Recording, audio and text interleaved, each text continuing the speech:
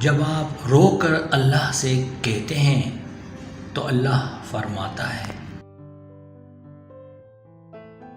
جانتے ہو جب ہم اللہ سے رو کر بار بار یہ کہتے ہیں کہ یا اللہ اور کتنا صبر کروں اور کتنا صبر کرنا ہوگا مجھے، تو میری دعا کیوں نہیں سن رہا؟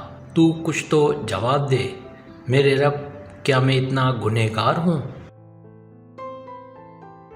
اور جانتے ہو اس دوران شیطان ہمارے دل میں اتنے وسوسے ڈالتا ہے کہ ایسا لگتا ہے کہ ہر جگہ اندھیرا ہو، ہر جگہ نا امیدی ہو کہ اللہ میرے ساتھ ہی ایسا کیوں کر رہا ہے، میری دعا قبول ہی نہیں ہو رہی۔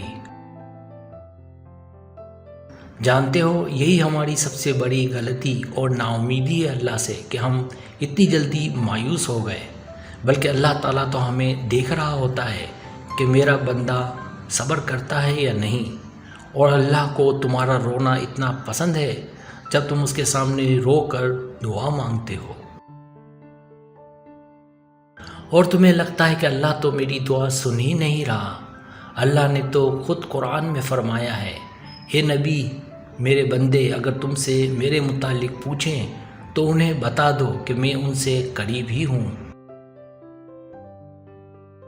پکارنے والا جب مجھے پکارتا ہے تو میں اس کی دعا قبول کرتا ہوں، لہٰذا انہیں چاہیے کہ میرا حکم مانیں اور مجھ پر ایمان لائیں تاکہ وہ ہدایت پائیں۔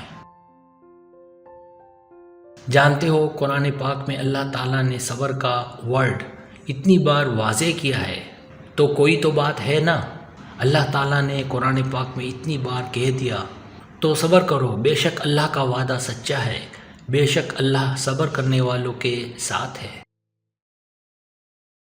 جو لوگ صبر سے کام لیتے ہیں ان کا ثواب انہیں بے حساب دیا جائے گا۔ صبر اور نماز سے مدد لو، تو جب اللہ نے یہ قرآن میں کہہ دیا تو پھر کیوں پریشان ہوتے ہو؟ اور ایک اور چیز، بجائے اس کے کہ اللہ ہمارے لیے کچھ کرے، کیوں نہ ہم اس چیز پر فوکس کریں کہ ہم اللہ کے لیے کیا کر سکتے ہیں۔ جب ہم اللہ کے لیے صبر اور نماز پڑھیں گے تو اللہ خود ہمیں صبر کا اجر دے گا اور سب خود ٹھیک ہو جائے گا۔ تو ہم اتنی سی بات کیوں نہیں سمجھتے؟ ہم اتنے بے صبرے کیوں ہیں؟